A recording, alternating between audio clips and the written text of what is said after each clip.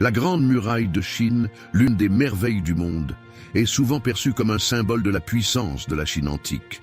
Mais saviez-vous que son histoire est bien plus complexe que ce que l'on pourrait imaginer?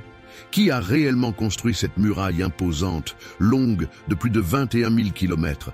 Dans cette vidéo, nous allons explorer les vérités cachées derrière sa construction et vous dévoiler des faits concrets sur ceux qui ont travaillé sans relâche pour ériger ce chef-d'œuvre architectural. La construction de la Grande Muraille ne s'est pas faite du jour au lendemain.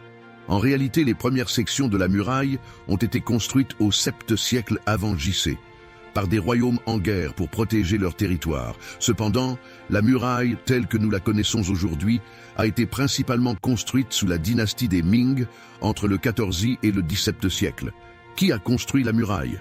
La réponse est complexe. Si l'on se concentre sur la période de la dynastie des Ming, des millions de travailleurs ont été mobilisés, incluant des soldats, des paysans, des prisonniers et même des artisans spécialisés.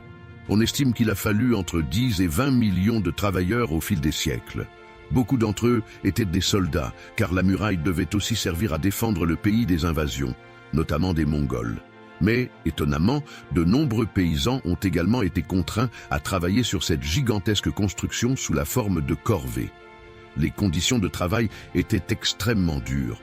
Les travailleurs étaient souvent soumis à des journées interminables sous un soleil de plomb, sans équipement moderne, avec des matériaux lourds comme des pierres et des briques. De plus, le terrain montagneux et accidenté rendait le travail encore plus ardu. Beaucoup de travailleurs n'ont pas survécu à la dureté des conditions. Il existe des légendes qui affirment que des milliers de personnes sont mortes pendant la construction de la muraille.